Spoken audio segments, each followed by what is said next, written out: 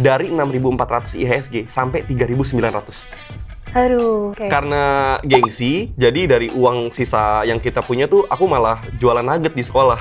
Aku dari dulu mimpi beli Mercy. Tercapai 50-60 M. Kalau lagi sepi. Kalau lagi ramai. Kalau emang lagi banyak momentum, kita sering TikTok itu bisa 100 lebih. Kita harus ngerti soal konsep time value of money. Dari uang kita itu, misalkan dalam 1 tahun kita bisa jadi berapa.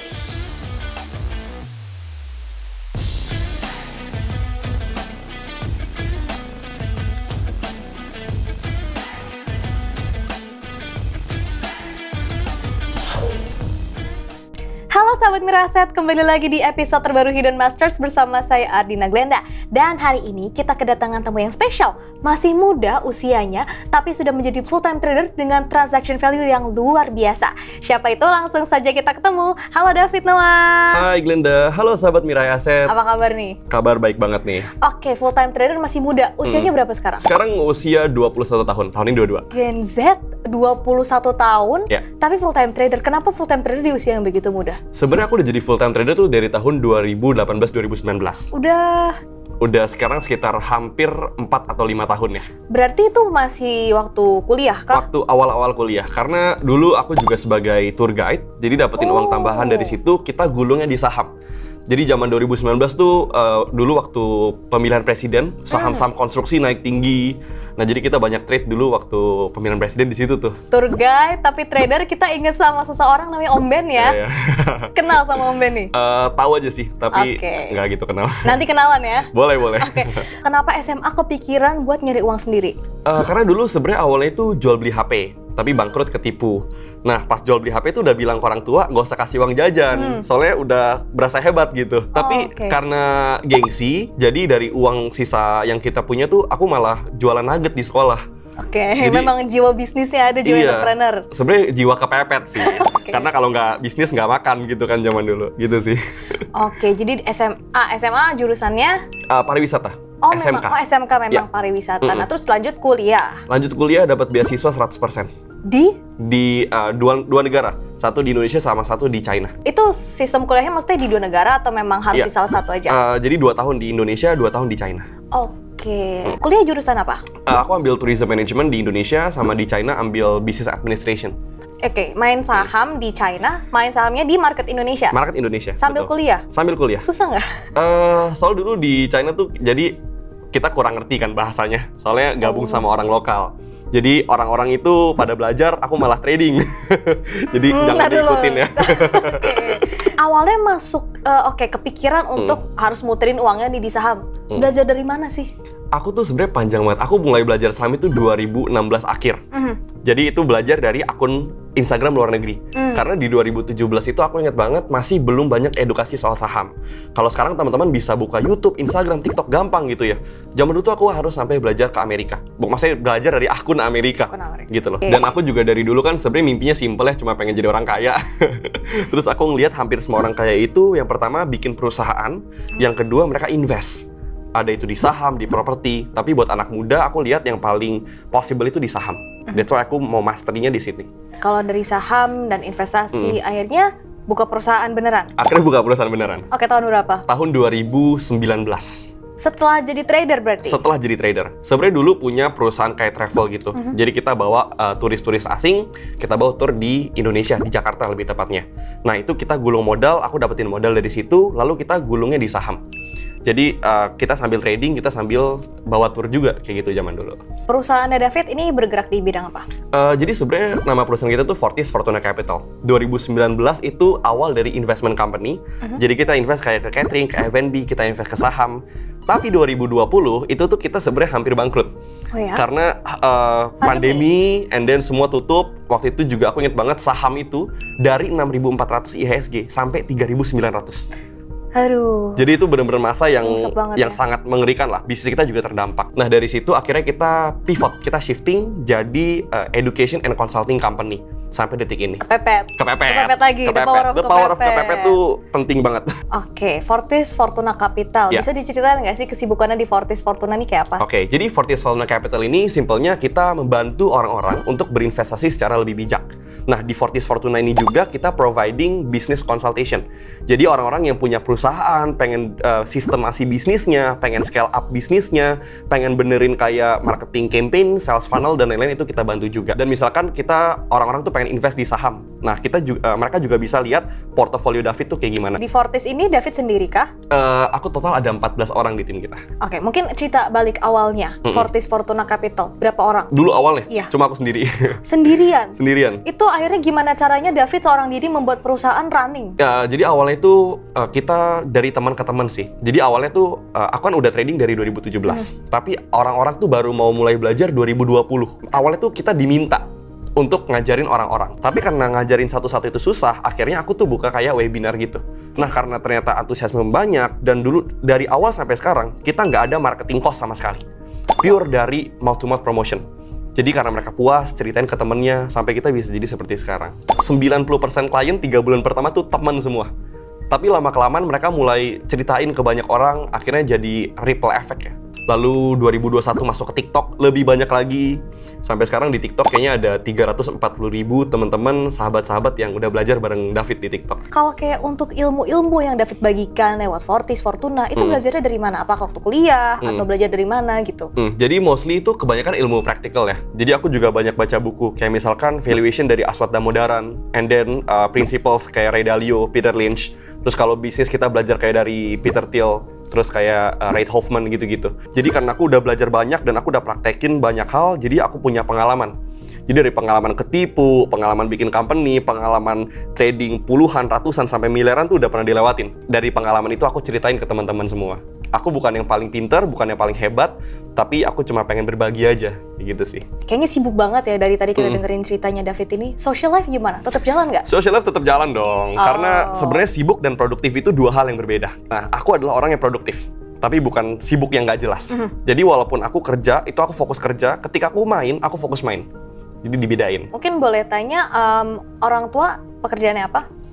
Kalau mama itu sebenarnya dagang, kalau papa juga ya wira swasta lah ya. Jadi bukan berasal dari orang kaya, konglomerat yang kayak orang-orang di TikTok bilang kayak gitu ya. Kita juga hidupnya sederhana, dan hitungannya juga aku generasi sandwich, dan puji Tuhan, Tuhan berkati di umur yang masih muda. Tapi pasti pernah nggak sih sebagai generasi sandwich tetap bersit pikiran memang, oh aku tuh pengen sukses ya memang buat keluarga juga gitu?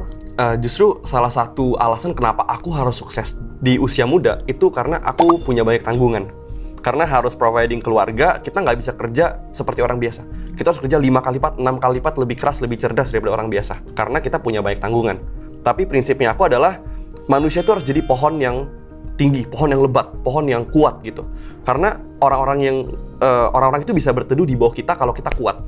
Nah, aku pengen jadi pohon yang kuat itu. Wow, luar biasa David. Oke, sekarang sudah bisa nih terwujud keinginannya kan? Gitu untuk bisa jadi pohon yang lebat itu, untuk orang-orang terkasih. Tanggapan keluarga gimana sekarang?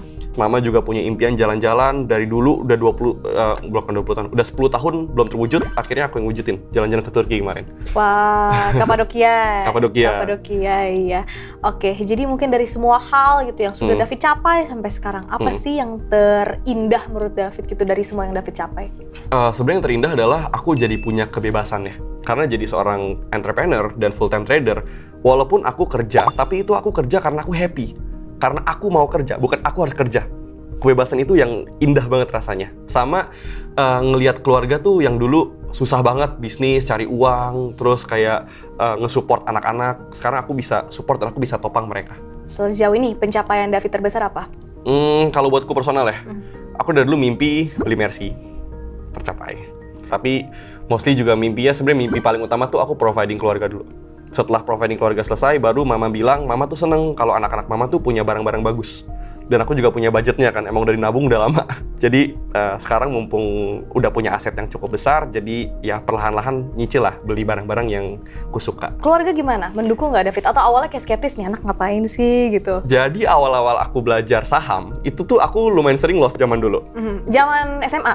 Kuliah ya? Zaman kuliah. Yeah. Jadi dulu aku capek-capek kerja di saham cut loss 2 juta, 3 juta. Itu kan zaman waktu kuliah tuh berasanya anak kuliah berasa ya lumayan gede ya? gitu kan. Terus kayak mamaku tuh awalnya ngelarang. Karena dulu kan saham konotasinya negatif ya. Yeah. Hati-hati kena tipu, hati-hati bangkrut dan lain sebagainya. Tapi karena aku percaya semoga ini jalanku tuh di sini. Jadi selama 6 tahun aku konsisten ngejalanin ya sampai ke sekarang lah, puji Tuhan.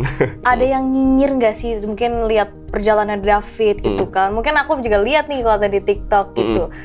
Cibiran orang gimana sih? Oh, banyak banget. Cibiran kayak enak bapak lu kaya, enak lu punya privilege, lu anak muda tahu apa sih dan lain sebagainya. Kenyataannya privilege gak? Aku aja jualan nugget. Oh iya, jualan nugget. Kalau privilege jualan nugget naik Mercy ke sekolah. Aku beda. Naiknya motor Beat.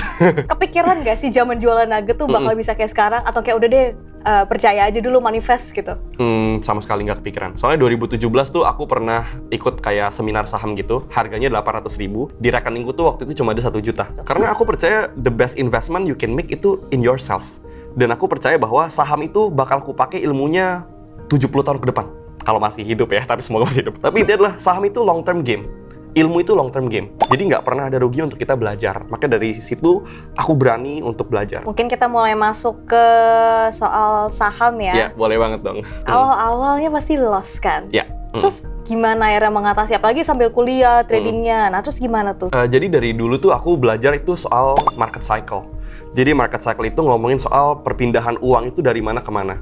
Nah, zaman dulu tuh aku mulai belajar, kan aku belajar fundamental dulu awalnya. Lalu aku mulai belajar technical, baru mulai belajar money flow. Atau mungkin teman-teman kenal sebagai bandermologi. Nah, jadi zaman dulu itu sebenarnya awal loss itu gara-gara aku ngelihat market itu nggak objektif. Jadi ngelihat saham kan kita butuh kejar target ya. Saham chart jelek kita bilang bagus. Kita kejar-kejaran sama pergerakan harga sahamnya. Sehingga akhirnya FOMO, diguyur, akhirnya kita loss kayak gitu. Nah, tapi lama-kelamaan seiring berjalan waktu kan udah punya pengalaman. Jadi kita tahu dan kita bisa ngebedain mana chart yang bagus dan mana yang beneran bagus atau mana yang kita pikir bagus padahal jelek. Kayak gitu. Jadi banyak, menurut David, banyak nih yang sekarang kayaknya emang ngarep aja gitu. Banyak banget. Simpelnya kayak gini deh, banyak orang yang beli saham berharapnya naik. Turun 20% masih berharap. Turun 40% masih berharap. Turun 50% baru frustasi.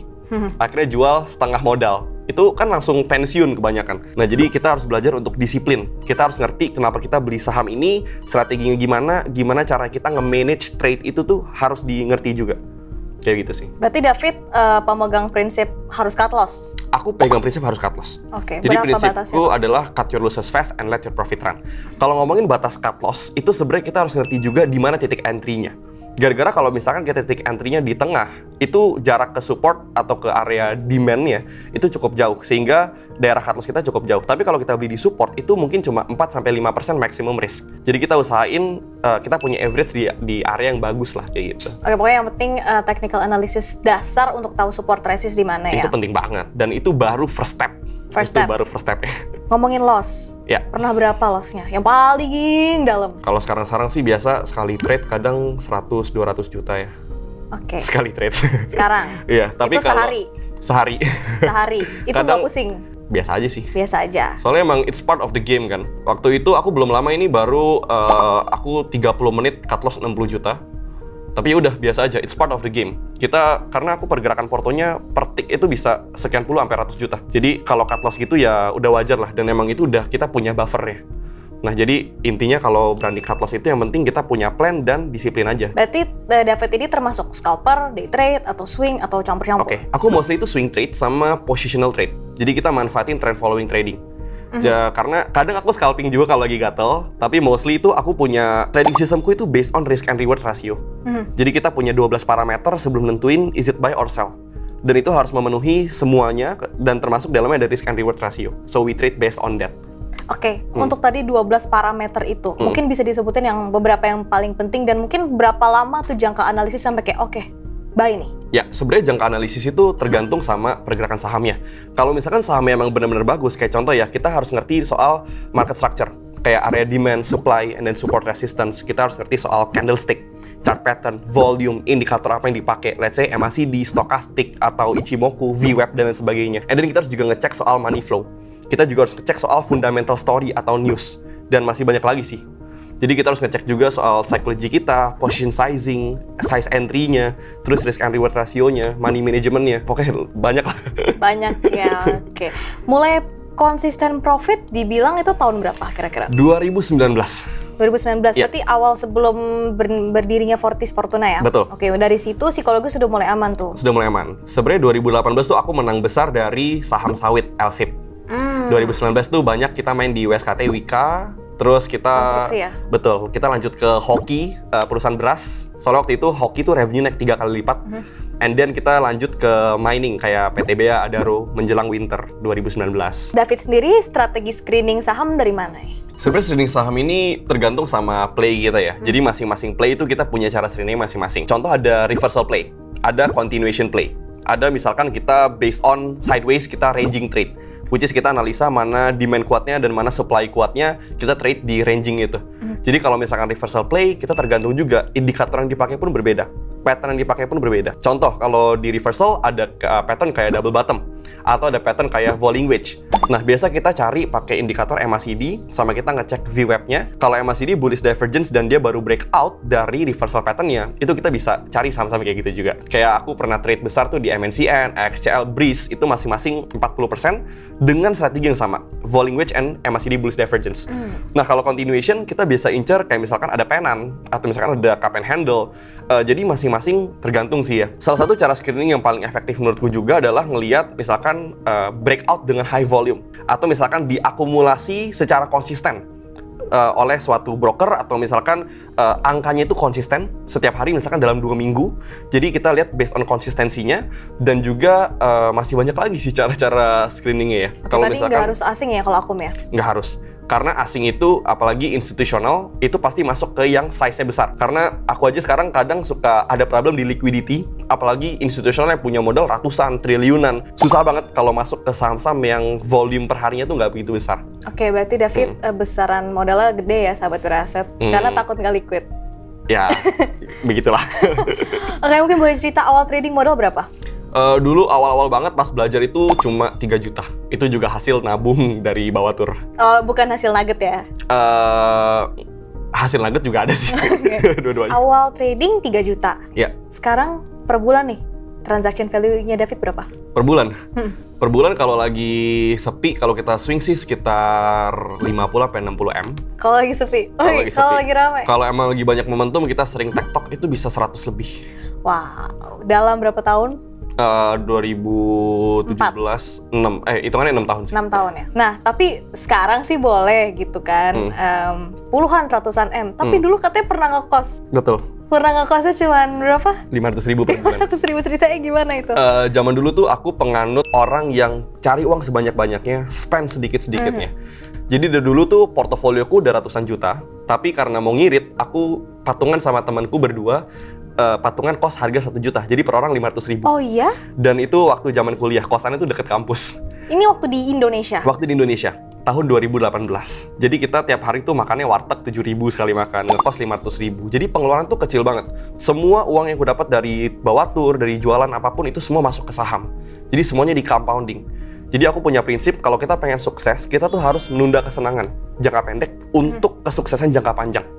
Berarti sampai sekarang nggak sengirit itu dong? Kalau sekarang enggak sih. Oke, nggak sombong sahabat Miraset, tapi itu namanya hasil kerja keras. Betul. Ya. Bangga nggak sih sampai sekarang udah kayak gini? Bangga banget. Soalnya zaman dulu tuh, ini bukannya dilebay-lebayin ya, emang zaman sekolah tuh naik motor kan. Itu motor Beat 2014. Terus itu sekarang udah motor udah rusak banget. Terus kayak zaman dulu juga sering pulang pergi naik KRL, terus naik angkot, terus naik Grab gitu-gitu, pokoknya sama lah sama teman-teman yang lain. Cuma karena nunda kesenangan, hampir semua uang kita investasiin, kita compounding, aku rasa sekarang waktunya untuk menikmati hidup. Karena udah 6 tahun loh. Nggak gampang loh, 6 tahun nggak menikmati hidup tuh susah loh. Bagi David, berarti mungkin tips juga kali ya buat sahabat Miraset, sampai tahap apa kita pikir bahwa kita bisa enjoy life gitu. Mungkin dari segi evaluasi kita sendiri atau gimana? Kalau aku hitungannya adalah hampir semua barang yang kubeli itu at least aku udah punya 10 kali lipat aset daripada harga barang itu. Jadi misalkan mau beli mobil harga 800 juta, berarti aset kita tuh harus minimal 8M. Tapi itu prinsipku pribadi. Kalau misalkan teman-teman itu nggak harus sebanyak itu, sesuaikan sama hidup mereka. Karena hidupku itu aku paling intinya itu adalah pengen kebebasan. Dan aku nggak butuh kemewahan sebenarnya. Kemewahan itu opsional buatku. Kita harus ngerti soal konsep time value of money. Dari uang kita itu, misalkan dalam 1 tahun kita bisa jadi berapa. Kalau misalkan kita invest malah rugi, mendingan dipakai buat ini kan gitu. Jadi kayak kalau kita investasi pun kita harus belajar dan kita harus ngerti gimana caranya naikin secara konsisten. Jadi jangan sampai rugi-rugi terus, kayak gitu. Oke, jadi prinsipnya itu ya Tergantung ya tadi ya? Tergantung. Valuasi awal sama valuasi sekarang gimana? Udah beda jauh dong. Oke, awal berapa deh? Valuasi awal tuh kita kayak cuma ratusan juta ya. Sekarang puluhan lah. Dengan company yang sudah growing sebegitu besar dan cepat nggak sih hitungannya itu? Hitungannya lumayan cepat sih. Karena kan kita dibantu leverage-nya di digital ya. Jadi karena kita punya exposure, kita ada di tempat yang tepat, di waktu yang tepat, jadi bisa grow-nya secara cepat. Oke, di Instagram juga kayaknya Fortis sih lumayan banyak followersnya ya? Ya. Oke, banyak berbagi ilmu lewat situ. Betul. Dan itu David sendiri yang share? Kita ada tim juga sih sekarang. Tapi zaman dulu aku sendiri. Konten berarti sekarang nggak purely David yang buat ya? Betul, sekarang ada timnya. Sekarang aku jadi fokusnya ke TikTokku sama ke Instagram personal aja. Berarti masih content creator juga di TikTok dan juga di Instagram ya? Ya. Memang sangat produktif nih, sahabat Miraset. Mungkin dari Fortis Fortuna nih, ada next step-nya nggak sih rencana ekspansi atau? Of course ada. Jadi kita kedepannya akan bangun sebuah ekosistem di mana kita akan berpartner dengan salah satu media terbesar di Indonesia. Kita nggak bisa sebut sekarang proyeknya apa, namanya siapa, tapi tungguin aja. Aku percaya bahwa ini akan bisa ngubah ekosistem pendidikan, investment, cara orang cari uang di Indonesia. Jadi kita akan jadi providernya mereka. Mungkin aku pengen tanya, sebenarnya David Noah itu, seorang David Noah tuh pengen dilihat orang, diingat orang tuh sebagai siapa sih, sebagai apa gitu? Ya, sebenarnya aku cuma pengen dilihat sebagai orang yang bermanfaat sih ya. Karena aku dari dulu tuh sangat suka satu quotes bahwa sebaik-baiknya orang adalah orang yang bermanfaat bagi sesama. Jadi aku nggak pengen cuma sekedar punya uang banyak, karena prinsipku adalah how you make your money is much more important than how much you make. Jadi buatku uang itu tuh cuma ya alat tukar lah ya. Itu cuma cara orang berterima kasih ke aku. Tapi fokusnya kita harus adalah providing value, bantu orang selesain masalah, bantu impacting orang. Karena aku udah impacting ratusan ribu bahkan jutaan orang di TikTok, ratusan ribu, puluhan ribu di Instagram. Bisa jadi aku bantuin mereka naikin perusahaan mereka bayar. Bisa jadi bantuin ngekomposisi portofolio investasi mereka bayar. Jadi uang itu bukan harus dikejar, tapi uang itu di-attract. Di-attract-nya seperti apa, kita provide value, kita menunjukkan bahwa kita pantas untuk uang itu. Sekarang 21 mau 22. Ya. Mungkin dalam 10 tahun ke depan, bayangan David melihat diri David seperti apa? Aku bayangin sih udah leading multinational company ya. Jadi aku incer juga mobil startup yang hopefully bisa unicorn 10 tahun ke depan. Amin. Dan akan tetap jadi trader di pasar saham. Mungkin akan jadi institutional fund atau mungkin kerjasama sama private fund atau apa. Masih belum tahu pasti sih. Big dreams ya? Big dreams, of course. Okay, hidup cuma sekali. Oke, terakhir nih buat David. Definisi kaya buat David apa? Aku selalu merasa kalau dulu aku tuh pengen jadi orang yang punya banyak uang. Karena aku berpikir banyak uang sama dengan kaya. Sekarang di umurku yang ke-21, I basically udah hampir capai semua yang aku impi-impikan, bahkan lebih di umur yang sekarang. Dan aku melihat kalau uang itu, atau misalkan definisi kaya adalah sebenarnya kita bisa jadi manfaat buat sesama sih, balik lagi. Karena jumlah uang itu nggak akan ada gunanya kalau kita nggak pakai. Dan cara terbaik untuk pakai uang adalah untuk kita bisa berbagi. Jadi aku providing keluargaku, sekarang total ada 5 orang yang aku provide. Lalu aku juga rutin buat berdonasi. Aku juga ada anak-anak didik yang buat misalkan mereka mau sekolah. Jadi aku basically sekarang berpikir gimana caranya dengan uang yang aku pakai itu bisa jadi dampak buat banyak orang. Karena buat aku pribadi udah cukup lah. Itu dia tadi ya Sahabat Miraset perbincangan kita dengan David Noah, seorang full-time trader di usia muda dan juga founder dari Fortis Fortuna Capital. Semoga yang diberikan oleh David tadi bisa bermanfaat untuk Sahabat Miraset ya. Terima kasih banyak David untuk waktunya hari ini. Thank you, Glenda. Sampai jumpa Sahabat Miraset. Bye-bye Sahabat Miraset.